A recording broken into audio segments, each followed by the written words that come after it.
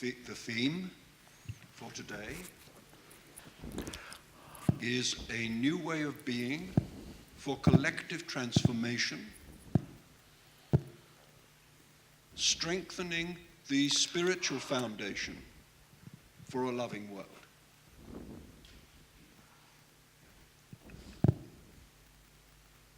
In all of the work that has led up to this gathering, we have found that what appears to be a set of secular crises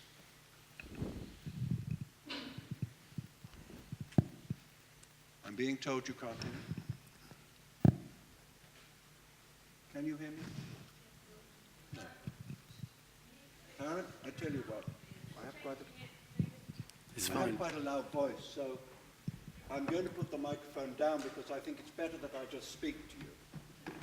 And my friends here are wired up, so that's fine. Don't worry, please don't worry. Now, I'll start again.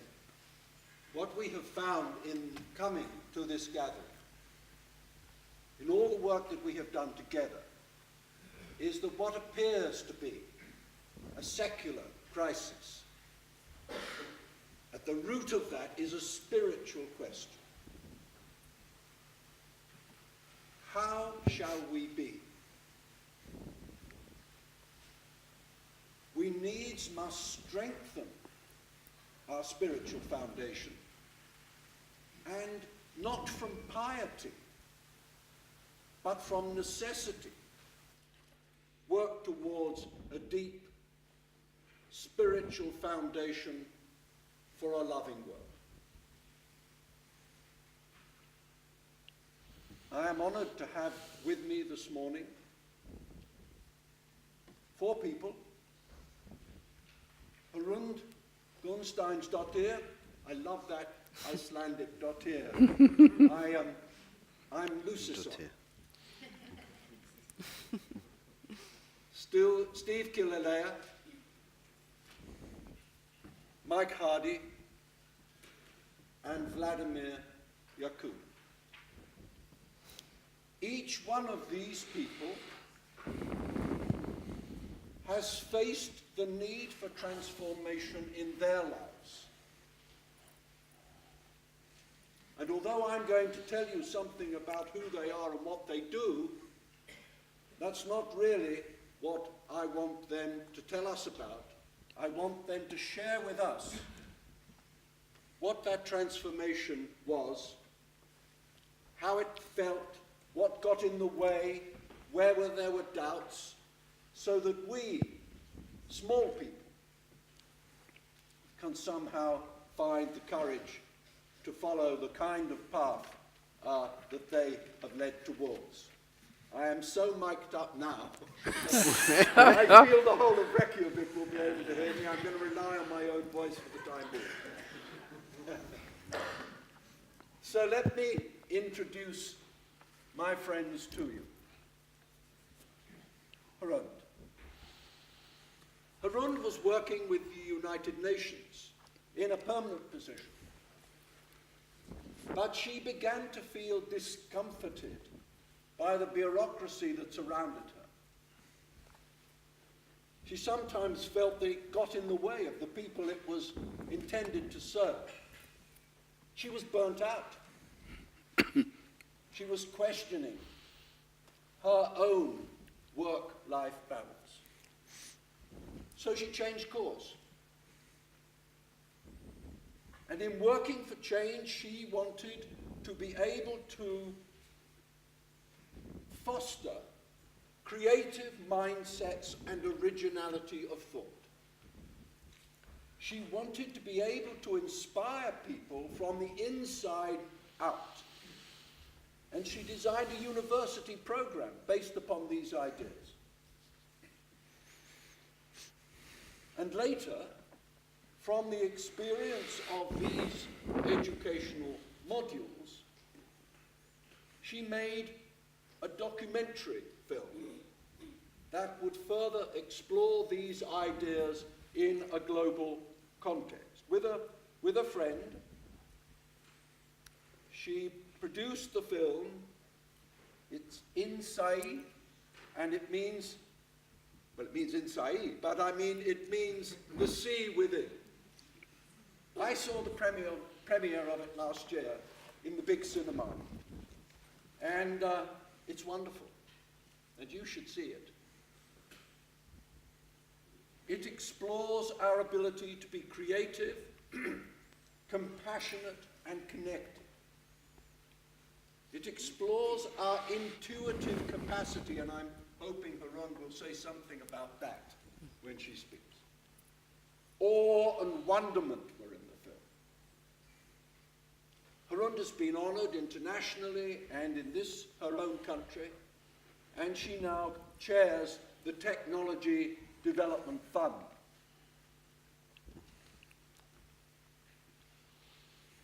Then we have Mike Hardy.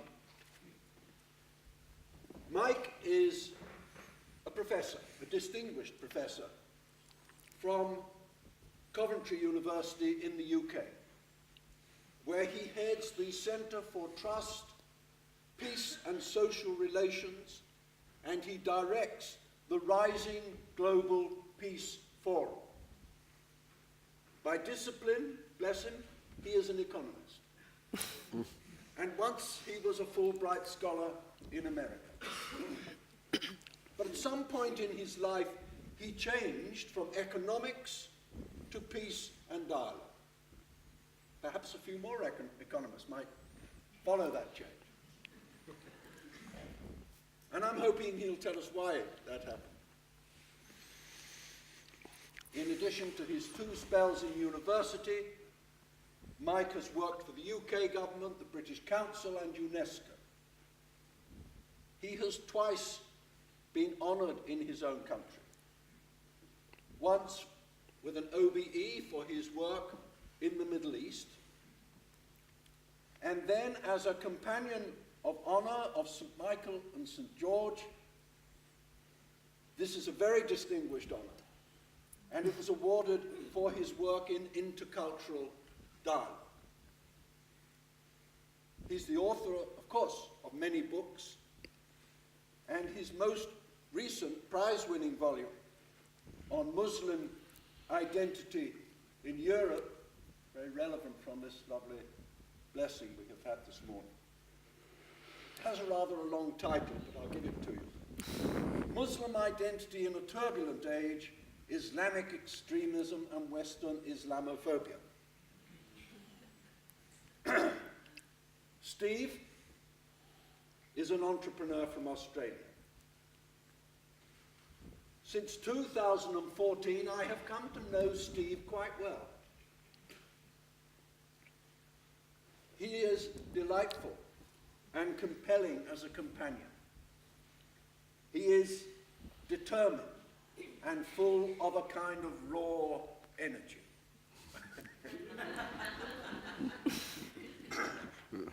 10 years ago, he, having very successfully been a businessman, having his own IT company, he made a change. He established the Institute for Economics and Peace, an international think tank dedicated to building a greater understanding of the interconnection between business, peace, and economics, with a particular emphasis on the economic benefits of peace, which of course are considerable. As part of the research, he and his colleagues have developed the Global Peace Index, which is now regarded as the most important measure of peacefulness. Steve has been given the Order of Australia for his services to business and humanity, and has twice been nominated for the Nobel Peace Prize. If anyone knows about making change,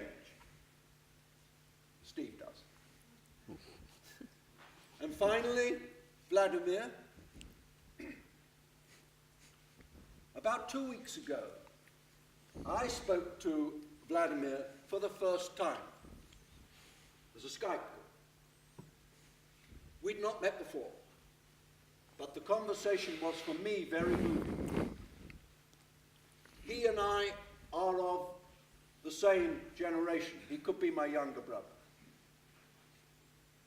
But in our early years, during what was called the Cold War, we would have been placed on opposite sides in a world that was divided.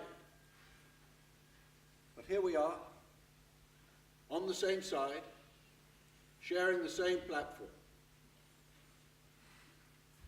and discussing what Vladimir described to me as a choice between humanity and inhumanity. The world of spirituality, morality, and ethics. For many years, Vladimir worked for the Russian government, and at one time, he ran the railways. But then in 2002, he made a change in his life. And he established an international discussion platform named the World Public Forum Dialogue of Civilizations, to bring together global thought leaders from academia, from public policy, from business, and from civil society, to debate and develop practice-based policy advice. This platform evolved more recently into the Dialogue of Civilizations Research Institute, and is now operating in Germany, Russia, and worldwide. He's interested in all forms of dialogue, not least the dialogue between generations, which I feel we've begun to experience here in the forum this time, and it's been inspiring. The dialogue between generations, and having the courage to speak the truth.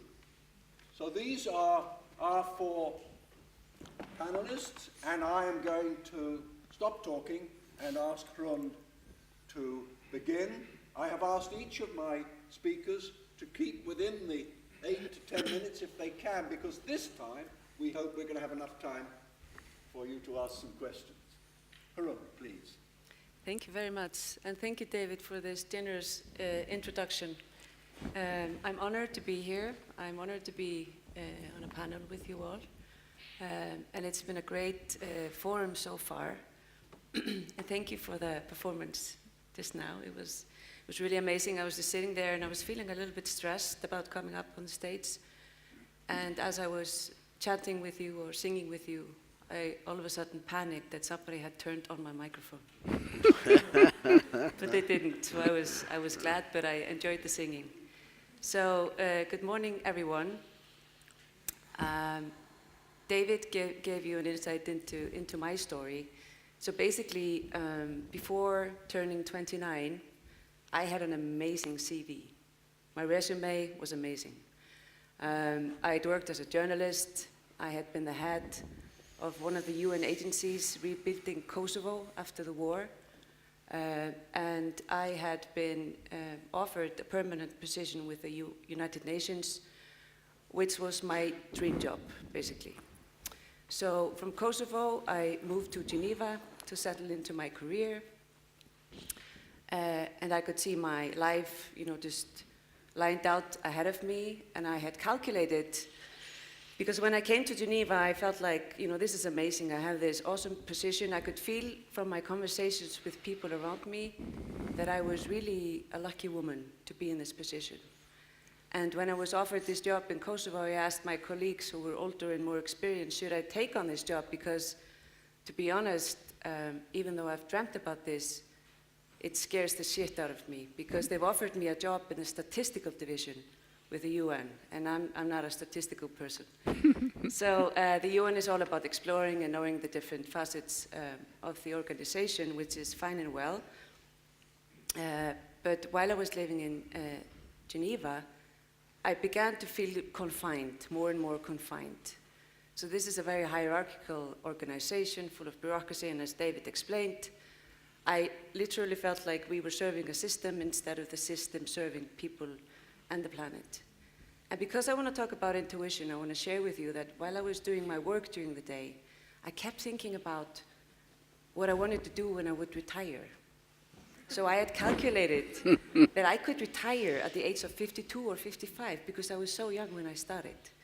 And then I thought, I'm going to do this and this and this and that, and oh my God, I'm going to write this novel, and then I'm going to do this creative work, and okay, I just have to do my job before then.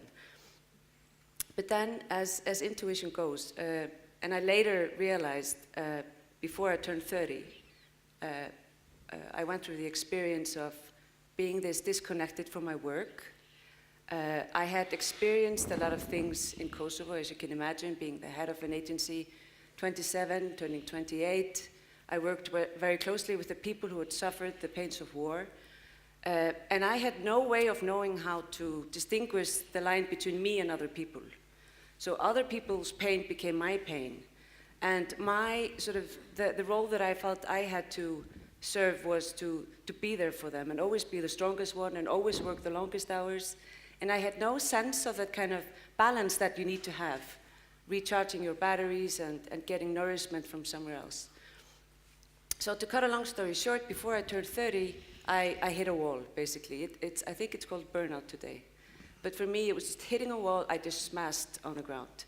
And it was the sort of disjointment between what I was doing at work and what I thought I would be doing. Like, I wanted to serve a purpose, but I just felt like I was being confined and serving a bureaucracy.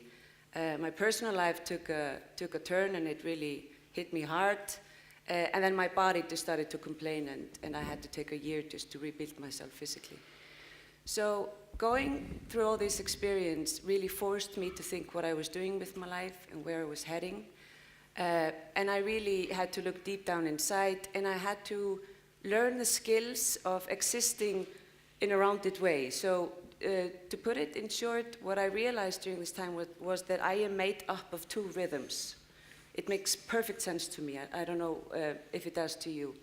But one of the rhythm is to be this person who is good at organizing, implementing, analyzing, and calculating. So I was very well trained in that area. But the other rhythm, which is the source of everything and the source of creativity and well-being, in my view, and that's the creative rhythm, the world inside us, the world of intuition, imagination, compassion, and empathy. So slowly but surely, without realizing it at the time, necessarily, I began to learn how to use these two rhythms. And they function, they serve a different tempo, and so on and so forth. And that sort of became the foundation for what I've been doing today. And I promised myself on my last day in Geneva, because I've always been committed to the ideals of the UN, I promised myself that I would continue to be that, but there must be other ways, alternative ways of doing that. I mean, there must be so many other people out there who are thinking along similar lines. So I took this decision, which was very, very scary. There was nobody in my closest circle who would say, "Good for you, Hrund, just go for it." They were all like, "What are you going to do next? Where are you going to get your salaries? Nobody leaves a job like this." Of course, I had one or two very close people, and some of them are in this room today, who would say to me, "Hrund, you just do whatever your heart tells you to do." But it was a very, very difficult decision to take. And you fall down off a pedestal, I think, in a way. You know, you just sit there very vulnerable. You have no badge on you. You've just resigned from this big position. You have no idea what you want to do in life. I wanted to write a novel, and obviously, I wanted to write the bestseller because my CV was so great. So I had calculated that, or I had been advised, you don't take more than 1 year off in your CV, and it has to have a good output. So, you know, I was still in that kind of coma, you know. So I sat down, I was all a wreck, you know, I didn't know who I was piecing myself together, and I was trying to write a bestseller, and I hadn't written fiction since I was 8. So I tried, and it failed. And since then, you know, I think my lesson has been just, you know, it really takes a lot of discipline, at least in the world that I live, to follow your inner compass, to really sharpen that inner compass and often go against the stream and follow your intuition. Knowing your intuition is another thing.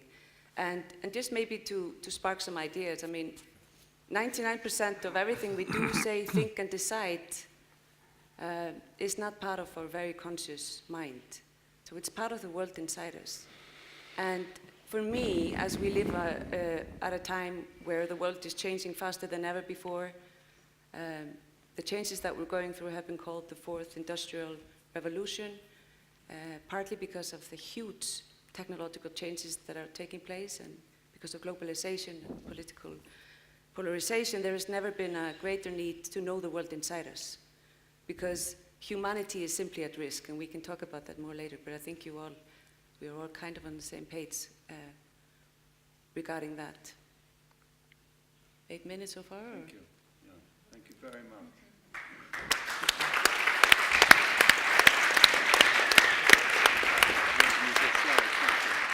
Am I next or third? I think we've got Steve. We've got Mike next, I think. I think Steve was next. But Steve next. Yeah. Right, okay. Steve. Are you slide? Thank you. Right, okay, so I had a few slides prepared, but I think I won't actually run with the slides. In fact, I was thinking this through. It's very, very hard for me because I don't actually like talking about my spiritual life. But Kyoto has been onto me, and onto me very strongly, that I should and make that connection. So I'm about to talk. I'll go for about 8 minutes. But this is just give or minus 2 or 3 seconds. And it's really just ad lib. I haven't given this any thought now. But if I go back and I start to look at my life, we'll go back maybe over 40 years ago, I started to meditate. And that's been a core part of my life ever since. And even today, I probably meditate 2 hours a day. A lot of the time, nearly every night, wake up at 3 a.m, meditate for an hour, go back to sleep for a couple of hours. So that spiritual part of me is really, really core in my being. But we'll go back to the early part of my life. I left school at 15, so out of school young. And all I wanted to do was adventure. Travelled the world surfing, made my living hustling pool, playing poker for a while. And about 25, I started to meditate. Shortly after that, I then started to think, what did I want to do with my life?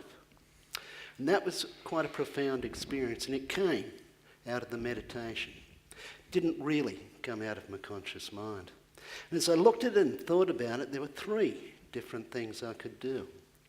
So one was to go and take adventure travel trips around the world, because I just love adventure. The second was social work, because I always had a compassionate heart and a thought for looking after the poor. And the third, which was totally intuitive, was to go into computers. And at that stage, really, you couldn't get access to computers. A cheap computer was about $5 million. So, being the kind of adventurer I was, I launched into computing. And sort of by the time I was 33, I'd made enough money to retire. Now, I started computing at 27. I was the oldest trainee programmer, which I knew at the time. So, and at that point in time then, I settled down and I decided to retire. I'd made enough money. And I was into the surfing, so I was doing a lot of surfing. And then quite often, when there wasn't a swell, there was a beach, which I walked up and down. Take about an hour to get up the end of it and back. And in this period, in April, at the back end of autumn, I just built all this energy walking along this beach. And I got this thought, just again, came up out of the intuitive, just came out of the subconscious, that I'd create a computer company, make $1 billion and use half of it, which I'd then use for charity. So now, this happens to me a lot. Seeing that it come from the subconscious, or that intuitive level, was something I didn't really want to share with anyone. So I then launched another computer company. It was literally 15 years before I told anyone about that experience, including my wife.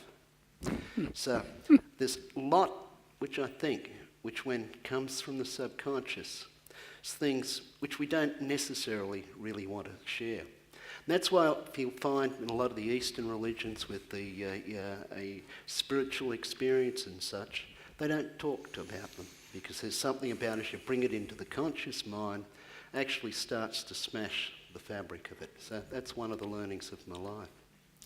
So, having retired, then set up this other company, things moved on, then set up a family foundation.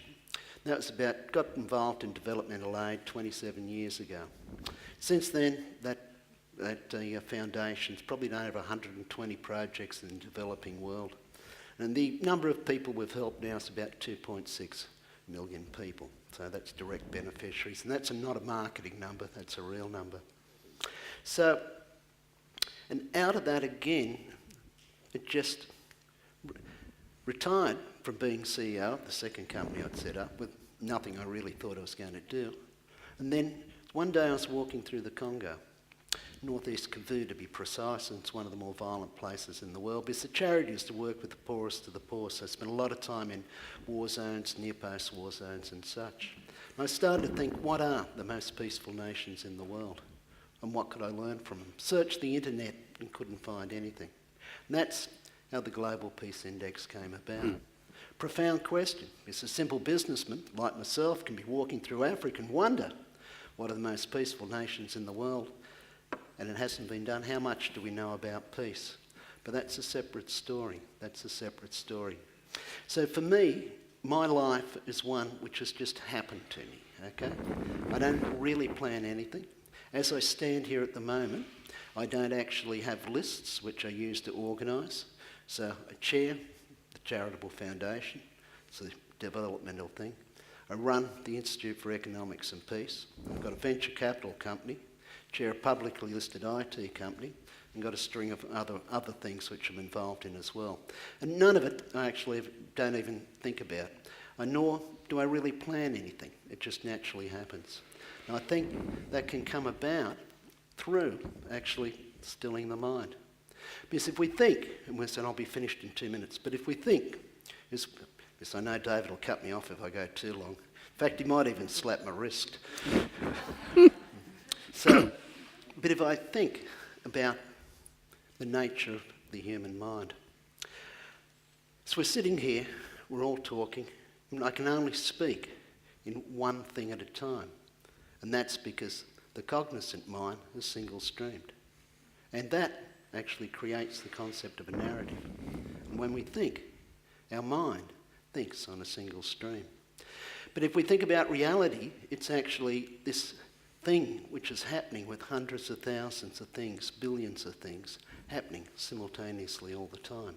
And that's happening inside our subconscious. Our subconscious gives us the ability to think multidimensionally, unilaterally, and is connected also to what I believe in as a spiritual world, which is the oneness which the prior speaker was talking about. So, by stilling the mind and just going with the flow, I think that's the basis for a successful life. But I'm just going to finish with one thing, and it's quite profound, I think. So if we look at the universe today, it's estimated there's 100 octillion solar systems. That's a 1 with 29 zeros after it. We live in one of these solar systems. And if we look at our sun, it's a third generation sun. Everyone here is made entirely of stardust.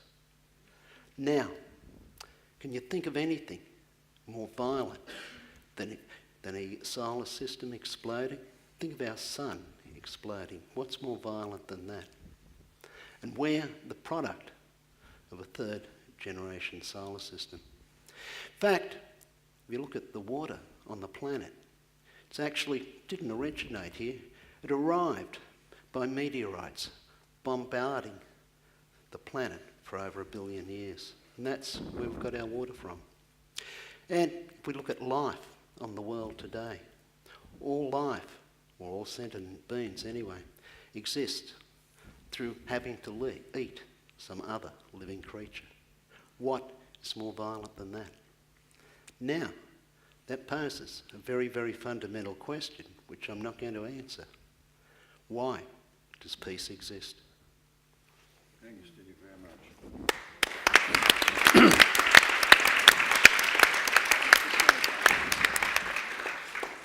think that one of my favourite lines from this gathering is, "One day I was walking through the Congo."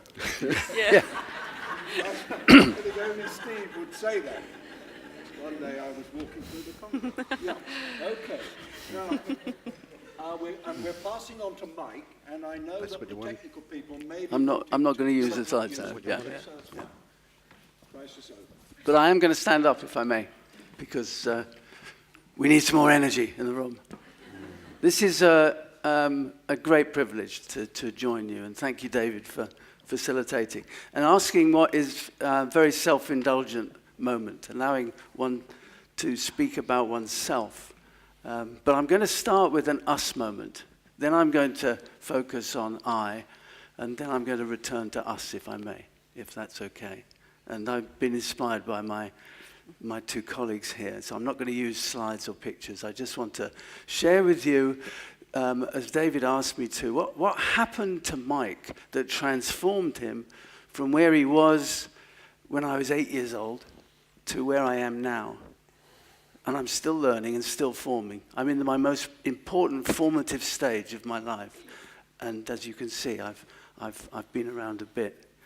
When I was 8 years old, and I remember back to this only now when I forced myself to reflect on the journey. I was quite a compliant young boy, not very radical, not very explorative. And I remember being at school, and every term my school teacher would send a little note back to my parents reviewing my progress. And you know what I remember most strongly, over and over again, they would say, he could do better. And that's my undying recollection of school at that age. And my mother used to say, every evening when I got home, never stop learning. And I always used to interpret that as, do your homework before you play. Never stop learning, never stop learning. I'll come back to that. And I woke up again in my early 30s. By then I had probably not as good as your CV, but not a bad one. I'd become quite an accomplished economist. I'd been to one of the best schools in the world. I'd succeeded there. I'd stayed at university. I never left. And I found myself 10 years after graduating as a head of an economics department of one of our better universities. And that's when I woke up, I realized that I'd never questioned this journey at all. I'd never challenged what had happened. It had just happened. And things were clearly had gone very easily. I was well nurtured. My family was brilliant. And there I was, head of economics at a UK university. And then the Berlin Wall came down.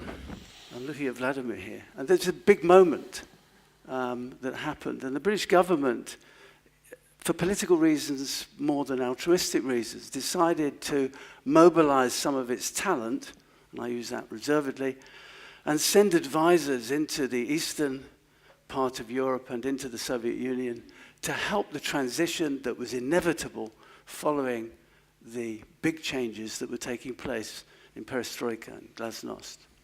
And I went to Fyodorov's Ministry of Economy in Moscow for a year on secondment from my university as a young advisor.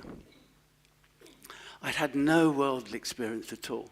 I was a good economist, good with numbers, and I had a passion to change and help the transition that other people were setting. Other people's agendas mattered to me. And if you could mobilize a bit of yourself, I loved it. You know, you learn more as an advisor than you do as a student. You learn more as a teacher than you do as a student. And I all of a sudden began this process of learning again. Loved it. And at the end of the period in Moscow, I went back to the Foreign Office. By then I was attached to the Foreign Office on secondment. And my Vice-Chancellor said to me, you have to come back and run your department. But the pull of continuing, I have to tell you, to continuing to learn at the intensity that I had forced me to consider other options. And the Foreign Office said, right, if you want to stay, we'll send you to Cairo. All right? There's probably no two different places within the radar at that time between the post-perestroika Moscow and Cairo. And I went to Cairo again as an economics advisor at a time when the European Union had decided never to enlarge itself south. So it was only going to enlarge east, and this created a relationship issue for North Africa and the Middle East with the European Union. So I was a little young advisor who'd go and solve this major global pending crisis of free trade in the Mediterranean. I was in Cairo for about 6 weeks when I woke up one morning and realized that however competent I was as an economist, I just didn't get what I was experiencing. My first sort of reality wake-up. This was lived experience that I couldn't relate to the frame that had looked after me so well, one of deductive logic, of good econometrics, of neoclassical economics, which I was reasonably competent at. It was a frame of reference that couldn't explain a culture that I'd had no preparation, that I couldn't absorb, therefore I couldn't advise. And my learning was running an obstacle race rather than the smooth learning that I'd always experienced. So I went back to London. I said to the Foreign Secretary, I said, I'm no good, find someone else. And fortunately, we had a progressive boss in the Foreign Office who said, go and learn what you need to know to go back and be effective. And that was a transition moment. Somebody else, not me, somebody else said, go and get tooled up, go and get the right toolkit to go back. I went to the School of Oriental and African Studies. I did a 6-month intensive program, a little bit of Arabic language, a lot of Islamic culture, of Sharia, finance, and I went back after 6 months, and I stayed for 3 years. I was no longer an economist, let me tell you that. That was someone else's doing, but it provoked me to be much more reflective about, and I loved Otto's fish tank. Didn't you love that?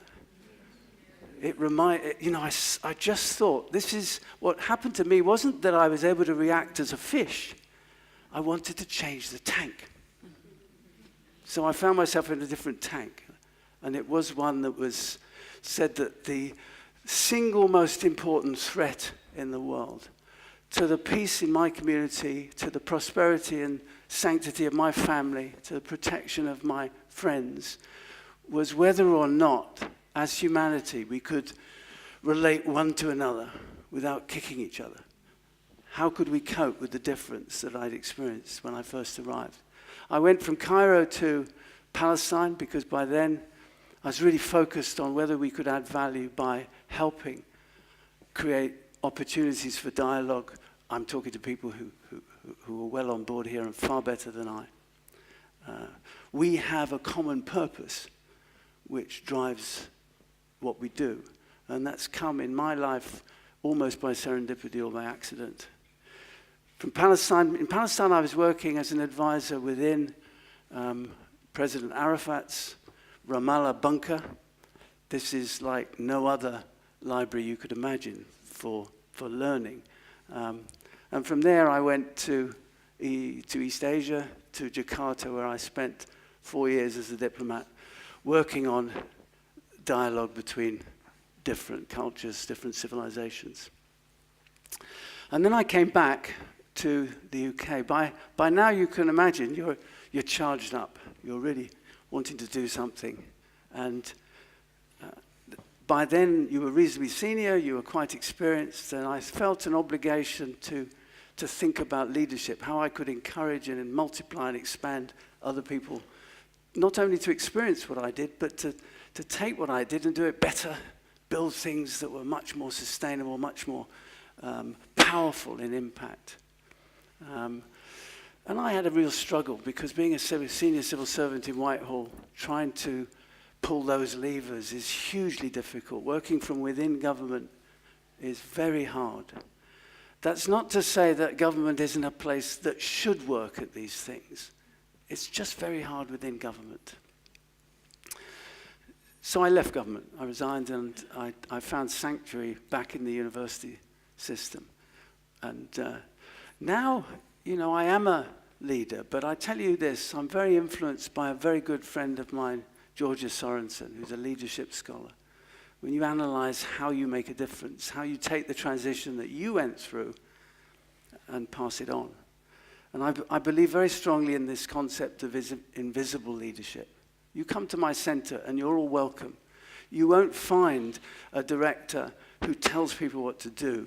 We have a center now that generates evidence about the challenges that we've been discussing over the last 2 or 3 days.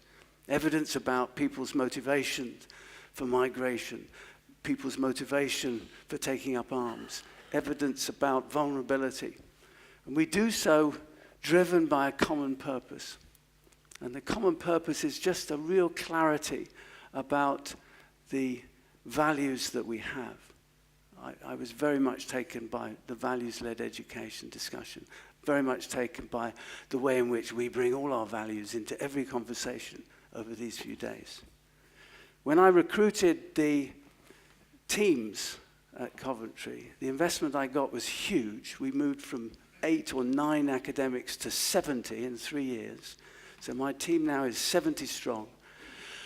And I'll finish on this, David. You know, I didn't ask once in interview of the new academics that joined us who they were or what they did. I wasn't interested in their scholarship, in their qualifications or their books. Those were written down on their resumes. Every one that came into the interview room, I just asked them why. And we have an amazing team, which I return to the us, because what I represent is an amazing team of people that we've assembled. And this is a team that I reminded them about my mother. You never stop learning. And my school report, which I'd share with you all, and let's take it home. We could do better. Thank you. It's all right. Thank you. So, Vladimir? Okay, David and ladies and gentlemen, I suppose I am the worst on this thing from the point of view to be the subject of studies, because it is well-known psychological phenomena. When a person is talking about something or somebody, he is actually talking about himself or herself. So unlike my friends here, I'm not going to talk about myself, but I mostly, with your permission, will talk about some ideas which brought me here to you. Just several points of information to know who I am. I'm 68. And every minute of my life, I was studying, learning, trying to understand. I'm doing it even now, being a professor, being Doctor of Political Sciences, the head of the Department of State Politics, Moscow State University. But in my relations, even with the younger generation, with young people, I'm trying to learn something more, which I don't understand, or I was deprived to know at my time. I have the worst feature of my character, and the worst feature of my character nowadays is the fact that I'm Russian. And that is not the best, you know. No, oh, shame. And in every joke, there is just a part of the joke, you know. This is true. I was brought up and educated as devoted Soviet. And now, the more I think about that, the more I understand that it is not possible to cut the stream of the river, and it is not possible to cut the stream of the history. We have what we had. And then either we use it to develop, or, you know, we are doomed, if I may say so. You know, when talking to David, we addressed the question of humanity and inhumanity. We're talking about the, you know, equality of the feelings and the basis for our generation. But 15 years ago, I still was, may I say, rather influential person in terms of development of some new structures in Russia and Russia as it is, but I don't think we reached the best results. You know, I cannot say that, you know, something changed in me like that, like sparkle, when I came through my personal tragedy. Not at all. You know, a person you see now and who is addressing to you, you know, this is the person who came through the period of evolution, not, you know, crisis and changes, something like that. No. I don't think that, you know, I'm a different person, but I'm particularly sure that every one of us, we possess many identities. Once, you know, already being deeply involved with the activity of Andrew I School Foundation. I am also the president of this foundation, which is not religion or religious, but it is civil, but very closely linked with the traditions of Orthodoxy in Russia. And I visited Mount Athos. And the monk there invited me to have some water, some bread, because it was that period of time.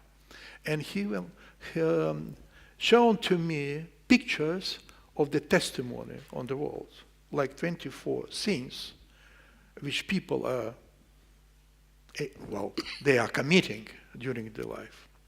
And when I saw these pictures, and that was night, and that was a rare opportunity when I was absolutely sincere, I told him, listen, Father, looking at these pictures, I could say that I nearly committed all the things here, but I did not commit the thing of killing somebody, stealing from somebody, you know, and some more things which cannot be tolerated. And his answer made my life easier. He said, listen, Mr. Yakunin, everything else, the God will forgive. Why I'm saying that? We are using the same terms. We are using terms civil society. We are using terms democracy. But the meaning we have in our mind sometimes is quite different. Do you know the term civil society came from? It came at the age of French Revolution. John Locke introduced this John meaning. Locke, yeah.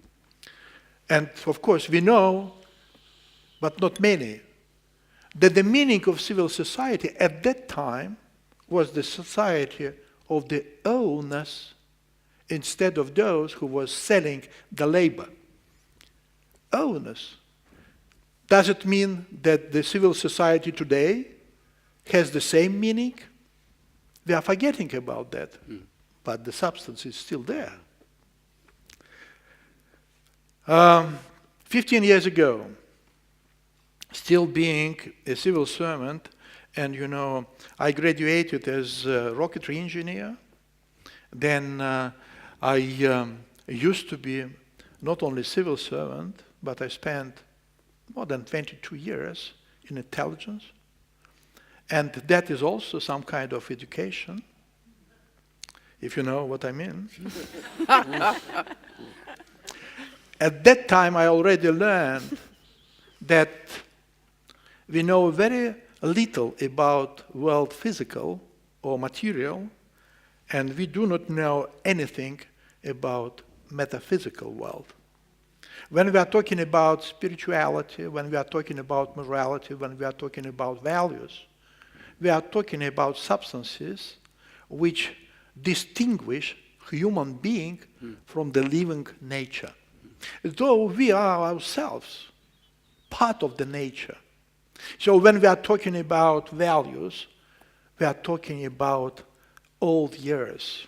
When the people, being the part of nature, were fighting for their survival. Okay, if you put, you know, the second slide, would you please?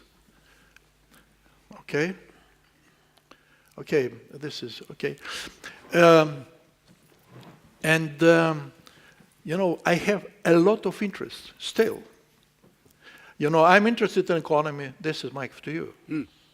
We are talking about prosperity, about development, everything, But do you know that to reach $1 of GDP growth, we are going down to $4 of debt? So what we are doing, if we are talking about economy? Or, if we see the others dressed not like us, why we are so reserved immediately?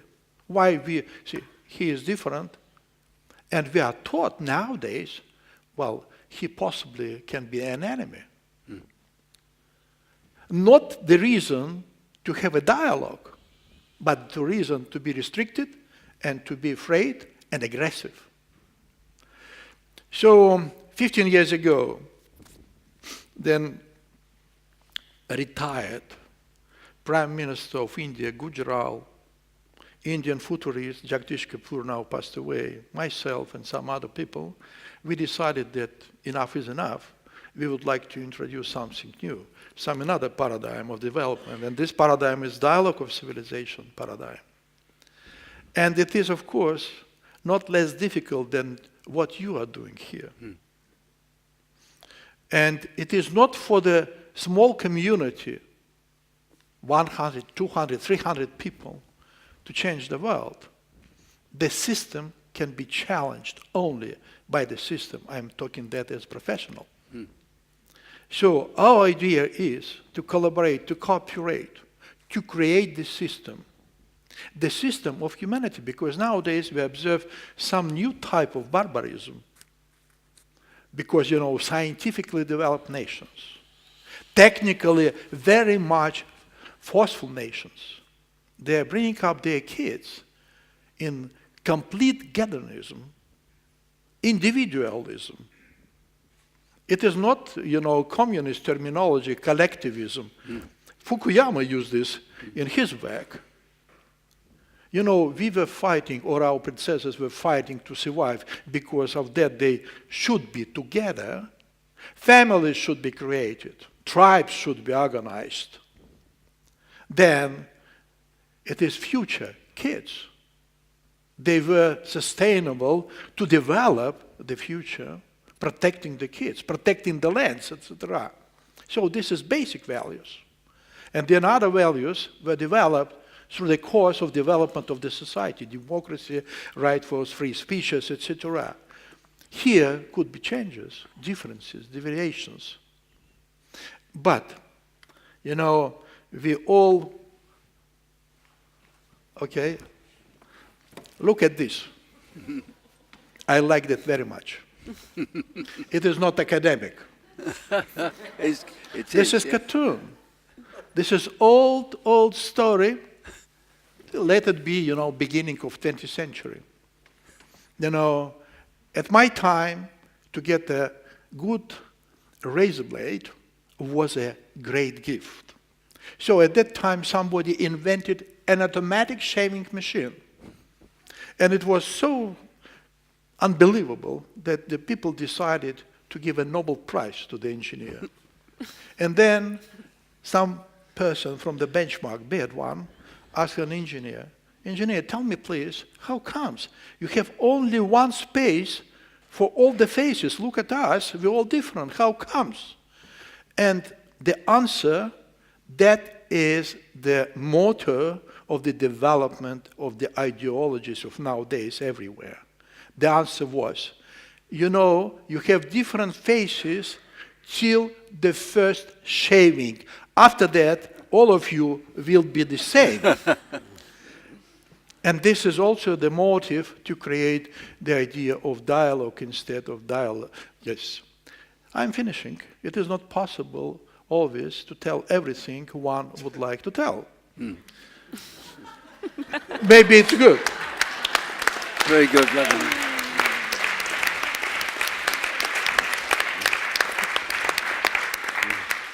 And may I finish with one phrase? It does not matter. It doesn't matter you are a believer or not believer.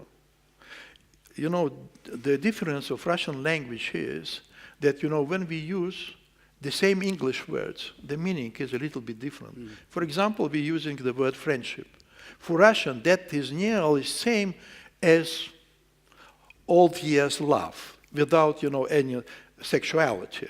That is the devotion to a person. That is friendship. In English version, that is good relations when you can address the friend for small loan without any kind of, agreement. And you can be believers or not believers. You can be Muslim, Orthodox, Buddhist, or something.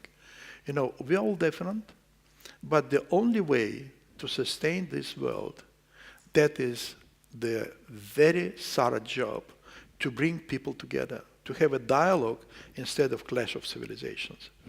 And terrorism has no religion, has no nationality. And the vast majority of the casualties of terrorism, they are Muslims, not Christians even. So, ladies and gentlemen, this is my final words. I suppose what is going in here, what you're doing, Gil, that is extremely important. And I suggest that, small pieces, small communities like, your community, our community, many others should unite. Because, in the northern rivers, the fish is going against the mainstream to continue to sustain, the fishing popularity.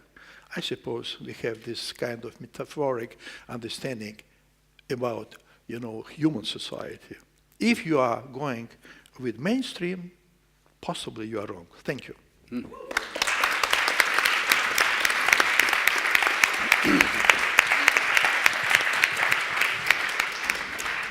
Thank you very much to my 4 guests, and we now have a good amount of time for questions from you. I imagine Clementine is ready to sprint to anyone who wants to ask a question. While you're looking for there's one back left, Clementine. While you're going there, I want to ask Hrund a question. When we were talking before we got together, you spoke of intuition.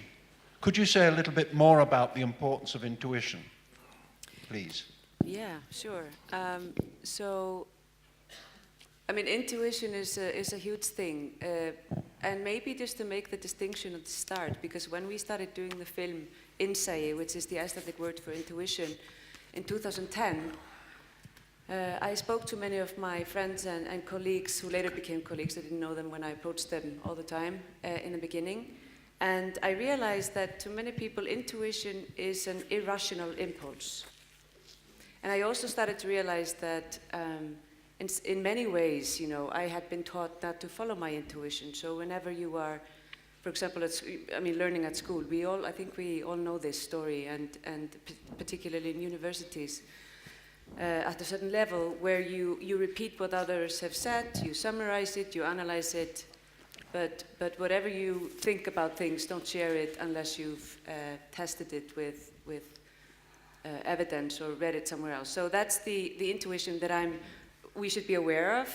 That we can sometimes be biased, we can sometimes jump to conclusions about people. Prejudice is part of that cognitive bias, which often is associated with intuition. But the interesting thing about intuition in my view, which is a much bigger field, and that's kind of the sea within. And insight in Icelandic means, first of all, the sea within. So it's a dynamic place. It's the world of creativity, imagination, and compassion. There are a lot of things that we don't know about intuition, and in my opinion, we should embrace that. That's the beauty of life. It's for people like me. It's if I don't believe that there's magic in the air, then I'm simply not enjoying my journeys or life. So as human beings, we should be a little bit humble about what that world inside us is. Insight also means to see within. So it implies our knowledge about who we are, recognizing our emotions, being able to distinguish between fear and actual passion or longings. And it's also to see from the inside out, so to be able to apply this knowledge to other people, put yourself in other people's shoes, and understand where they're coming from, and just to celebrate the colorfulness of humankind. And I just want to add one thing, maybe to that, and that's kind of like the place that we are at in the world today. We are in a place where kids are finding it extremely difficult to concentrate, often at school. They're finding it difficult to make friends. They're showing more violent behavior. If you look at statistics, we are more likely to die because we commit suicide than we are to be killed in war. This is how self-destructive we've become. So there are programs in schools that are putting a lot of emphasis on teaching our children to connect within. And for me, I think that's a beautiful thing to do, but just it's also a reflection of where we are at. So just to think about it, we have to teach our kids to know their emotions, know who they are, and what it means to follow their intuition, because that's the substance of being human. And I worry sometimes that we are ignoring that, and that we rely too much on externalities, technology and data and statistics and so on and so forth. Thank you, Hrund. The question was at the back.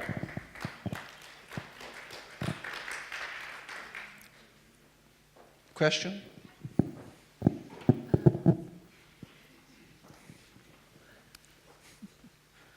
Hello, my name is Frida and I'm an Icelander. Thank you so much all for your conversations and your stories. I was very impressed by your question in the end, Steve. Why does peace exist? I throw it back to you. Why does peace exist? Why does peace exist at all? To Steve's question. Okay, well, You didn't get away. back to me. I've got to answer my own questions. Hey, this is a pretty tough job, I think. Okay, so I think for me, it's a need to be able to ponder beyond the realms of what we see. So we start and we think about that size of the cosmos. It's a great thing to contemplate on. But if we look at the species which exist today, you've got species like a water bear, which is a microscopic creature. It can stand huge amounts of radiation, can totally dehydrate itself so it can exist for long periods of time without sustenance. And it can exist in a vacuum. It could travel through space for 1,000 years. You've got other creatures on this planet which just live off eating sulfur dioxide. So the forms of life out there are great. We've got fish which live in the bottom of the ocean which can stand pressures 10,000 times that of our surface pressure. So as we look at this and we expand it, the universe is full of different living creatures. So if we want to try and contemplate and bring all this together, it's really hard. Even this building we're living on, we've killed millions of creatures to build it. And again, this is all very hard to reconcile.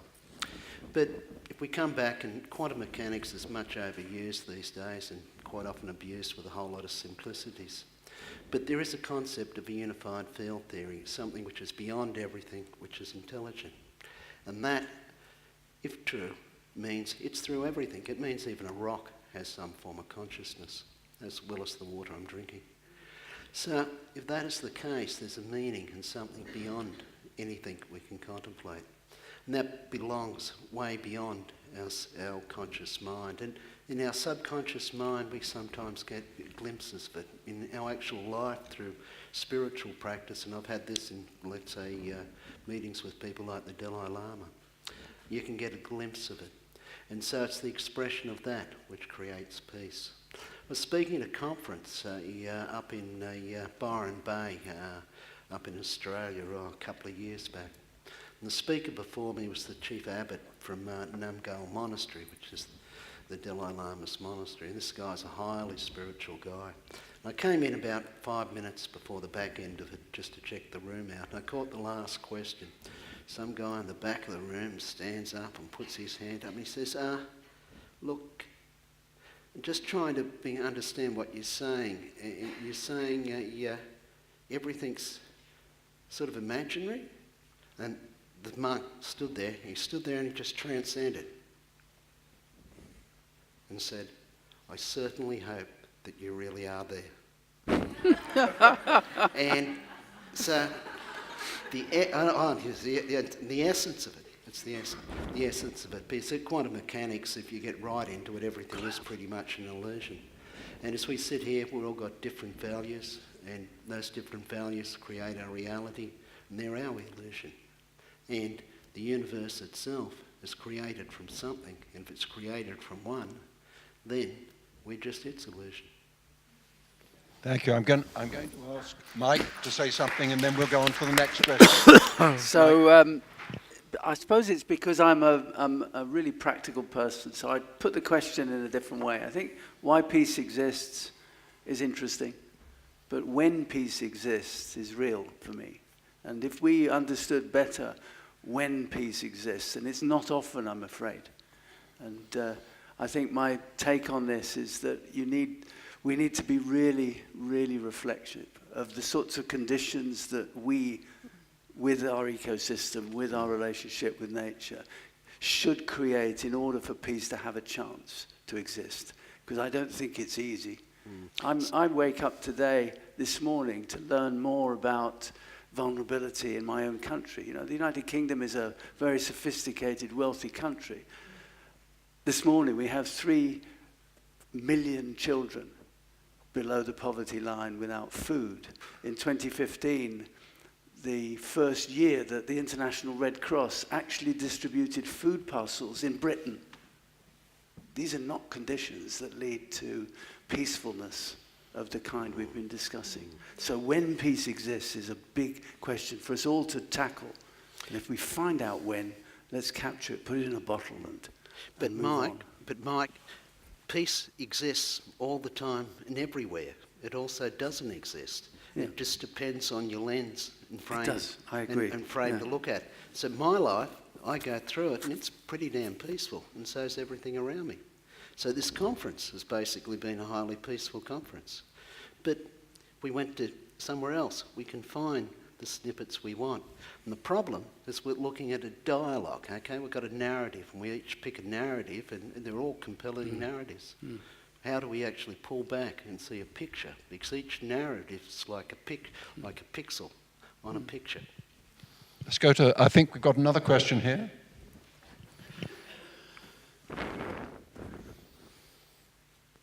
No, yeah. My name is Nil, coming from Barcelona. First of all, I've been moved during this conversation in a way that I haven't been moved throughout the forum.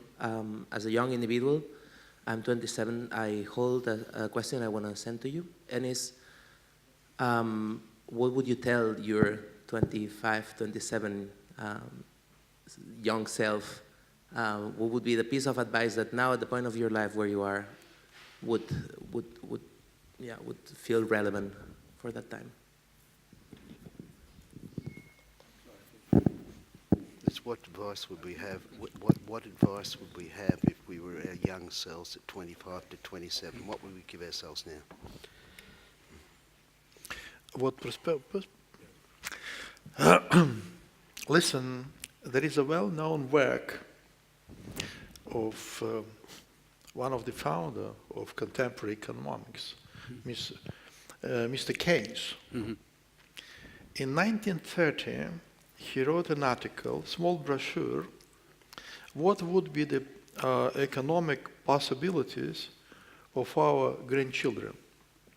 In this small article, he stated that, you know, in 100 years, people would not more fighting for survival. They would need to work only 3 hours per day if they wish, 15 hours per week, and they would be concentrating on self-development. That is about, spirituality and development of the person. Unfortunately, although we have still around 25 years, we do not observe this kind of world. And that is the fact that we, the elder generation, should accept. Now, in some European countries, already the generation was brought up of those who never had persistent work, sustainable work. That is the generation of unemployed. This is extremely dangerous feature. And of course, in terms of what can be suggested, whatever we suggest, you will never accept. That is the dialogue of generations. This is true. But whatever we say, if you keep a little bit for yourself from the experience of those people who were addressing this audience, possibly you would find at least one very good advice. Never sit idle. Never cross your legs and cross your, hands, waiting that something or somebody will bring you something sustainable. No. So, work, try to be educated, and remember that you are human. Because, you are now taught, I suppose this is everywhere, Professor, you should be the best, you should be the leader. Have you ever heard that you should be a human being? I suppose no. Have you ever heard about responsibilities? I suppose no. You were taught that as a younger generation, you have a broad, way to reach to the destiny, but finally, it is not coming to be true for everyone. So, your participation in this conference is partially one of the answers to your own question, if I may say so. Excuse me.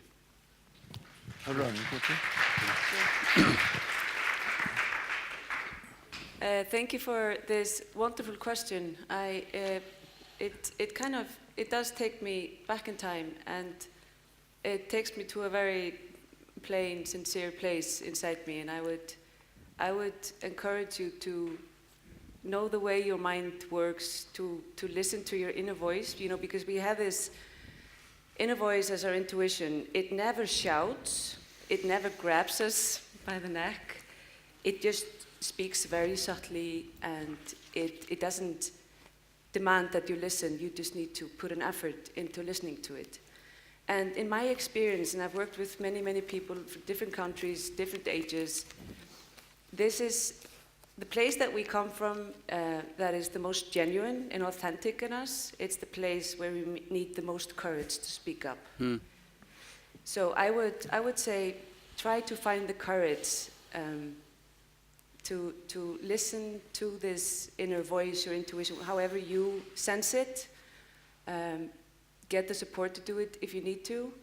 But I almost want to say, don't waste any time, just trust it, and believe in the infinite possibilities that are inside you and around you. And because there's this rational mind that we have, which is like this tight-assed person, so you think you can do this, huh? And we don't want that person around.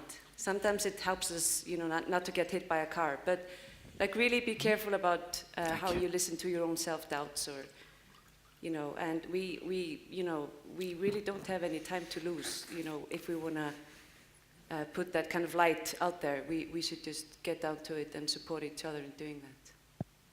Thank you. Another question.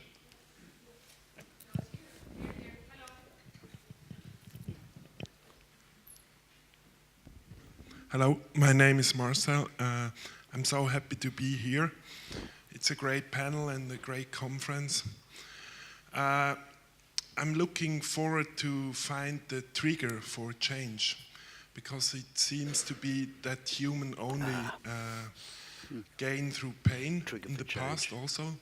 And I want to ask what you see can be a trigger for change, that we have spoken over the past few days about this change, and I think every one of us is realizing that there is a sense of urgency for change, and I look forward to hear your opinion on what can be the trigger for the change. Steve? Okay. Thanks, David. Right. So this it's forefront of my mind. Like the way we're going, we're heading for a train wreck. So what do we have to do to change? So I think the profound part of the work we're doing at the moment is a concept called positive peace. That is the attitudes, institutions and structures which create a positive, peaceful environment. And so when we look at what those things are, what they do is they also create an environment for a whole lot of other things which we want, like robust business environments, better societies which are much more resilient, better on inclusiveness, including gender rights, better on the distribution of resources. They're much, much more peaceful. They have far, far less violent transitions, never have genocides. Now, as we look at this, it comes together as a system. And sort of, if you start to look at society and the development of societies from a systemic perspective, that's profound. So positive peace can be the lens for where you want to take a system. So it describes an optimal environment for human potential to flourish. But what is important is to understand it as a system. We all think from a causal perspective. Governments operate from a causal perspective. There's the problem, fix the problem, okay, and I'll get a result. But that's not the way the world actually works. It works as a system. And we are a system encased inside other systems, which are encased inside other systems. And the obvious one is the system we're encased inside is the biosphere. But it's also encased in a bigger system, which you could see as the solar system. So you should now start to look at things from a systemic things change. And I'm just going to spend 1 minute on this because this concept's profound. So cause and effect is built into us. We can walk because we understand cause and effect. It's the way the physical world works. It's the way science, the modern science developed, the empiric philosophies. And that has led into the way even education's done as we dissect it down further and further and further. But in a system, you can't understand a system by the sum of its parts. It's more than the sum of its parts. So everyone in this room would realise through their consciousness they're much more than the sum of their parts. That's your system. So societies are the same. So you can't break it down in constituent parts to understand it. You have to understand the system. So cause, and one last thing on this, cause and effect, okay? Well, I pick this glass up, I'll throw it up the room to you. The effect will have no influence on the cause because that's the physical world we live in, physics, cause and effect. But as a system, it's different. So I'm talking to you now, I'm actually altering your consciousness. So I'm the cause, you're the effect. But you, now, when I look at you, that'll influence the things which I'm going to say back to you. And so the effect influences the cause. And this is a mutual feedback loop. And it's the way societies move. Societies are path dependent. So they're on a path. And you can't actually take them off their path without smashing them. So change, you need to nudge it in the right direction over time. These are just a couple of very, very simple concepts out of systems thinking. But the positive piece, I'd really recommend, find it online, take a read of it, because that's a profoundly different way of being able to approach societal development. Thank you very much, Steve. Mike? It's really insightful, Steve. Just my simple take on the triggers for change are, from my experience, curiosity, and the search for understanding things. It's very interesting. We're doing some research now on the problems of what is called radicalization among young people, the consequences of which, if radicalization leads to bad things, is terrible for families, for individuals, for communities. But actually, it led to a paradigm of thinking that being radical was somehow a problem. But actually, it's radicalism that we need to provoke change for good. Yeah. So we have to step back, as Steve's suggesting, into systems that help us do that. But, it's almost a reflection also back to the question about what advice. It'd be very arrogant to give advice, but be curious is one. And put understanding before judgment would be a second. And those things are more likely to send you along a way which requires resolution. And how much have we heard over the last 2 days about the power of collective action? Collective action is more likely, in my view, to lead to positive change than the sort of isolated action which leads to difficulties. Thank you. I think we're going to take another question. A question down here at the front.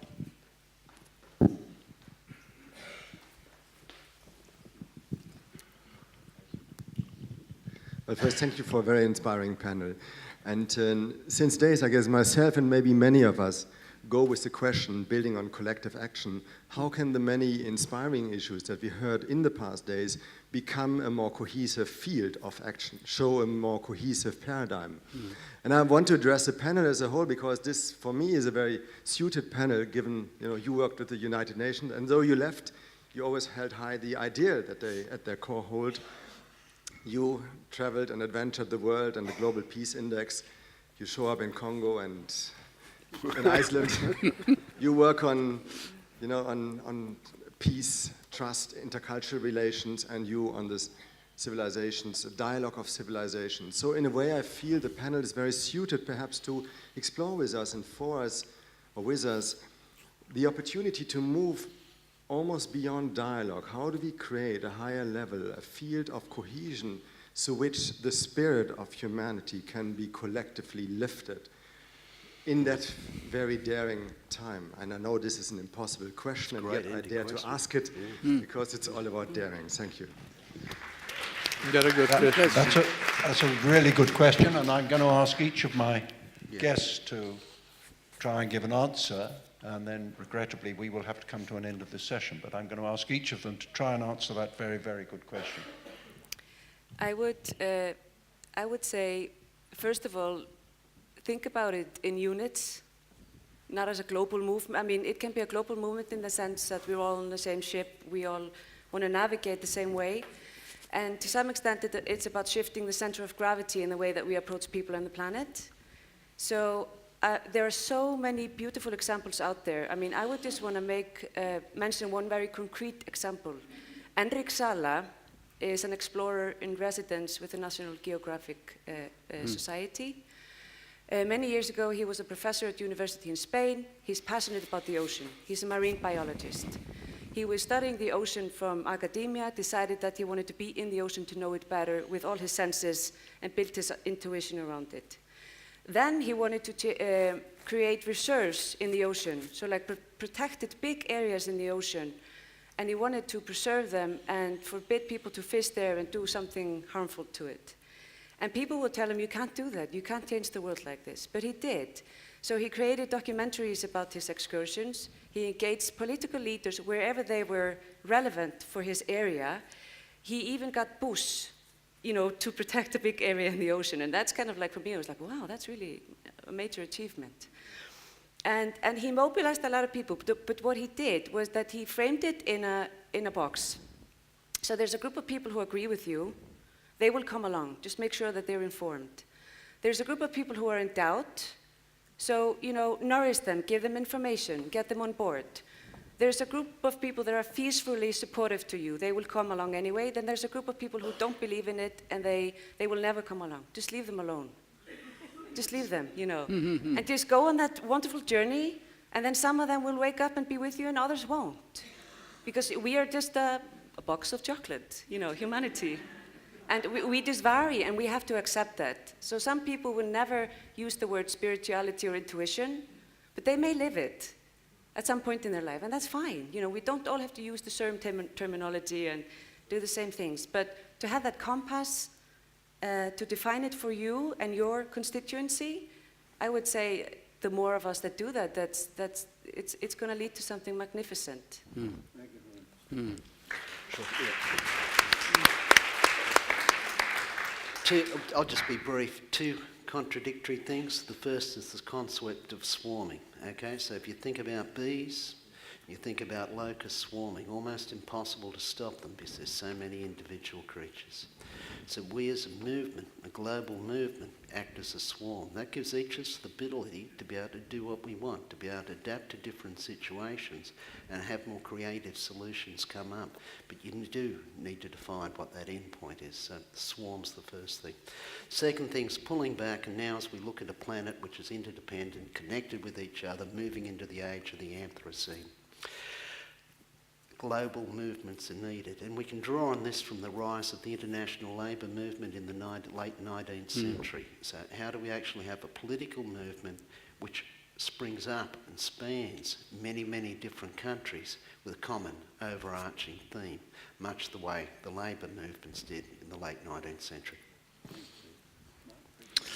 Yeah, it's an impossible question to answer. We all know that. But I think for me, there's something about establishing common purpose and not being scared of where that might take you and not being scared of imperfection. So whereas perfection may be a blasphemy in the Quran, but goodness me, excellence is the enemy of the good, isn't it? So bite-sized communities. Let's get a mobility. Let's get movement from bite-sized chunks where we can get it right.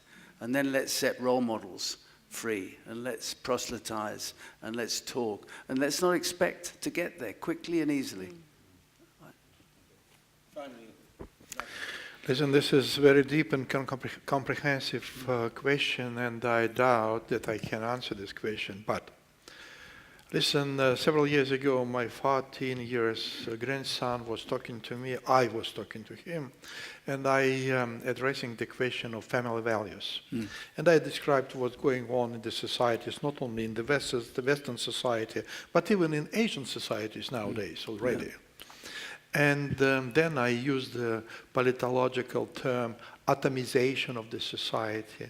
He was 14 years, and he said, listen, Granddad, that is obvious. Because, you know, if the people are united, then they are very hard object to be manipulated. If a person is just alone, then it is much easier.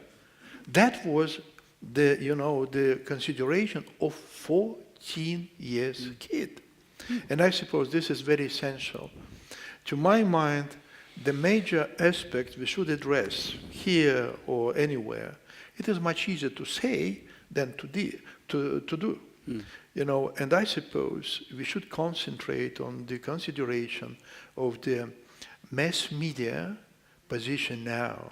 From the political point of view, mass media used to be the source of information, so that was the object of political process, speaking, you know, academically, excuse me. But nowadays, it seems that mass media became the subject of the structuring of the political processes. You know, once I had a very friendly talk with the American ambassador to Moscow, and we were discussing the same things. And I said, listen, in America, Americans, if he did not see the advertising, excuse me for being straightforward, will not know what to do in the toilet because they don't know, you know, because they didn't see the advertising there. Later, WikiLeaks published the cable where this phrase was delivered to a State Department. I did not mean to harm the feelings of Americans. I was just introducing my position concerning the mass media, what it is doing. Yes. So we should concentrate on that. Because nowadays, any politician will look behind, you know, just to see if there is a camera, if there is a journalist, and what next day will be published in mass media. Yeah. And they are deprived of free will. And it is extremely, extremely dangerous. So my answer is, we need to introduce our ideas. We need to find, like us, in the political circles, in mass media, it is extremely difficult. Much easier to find somebody to support, you know, some safe operation for some creature deep in, forest of Siberia than just to help the society itself in the proper meaning of the word. That's it. Thank you. Thank you all, and thank you all.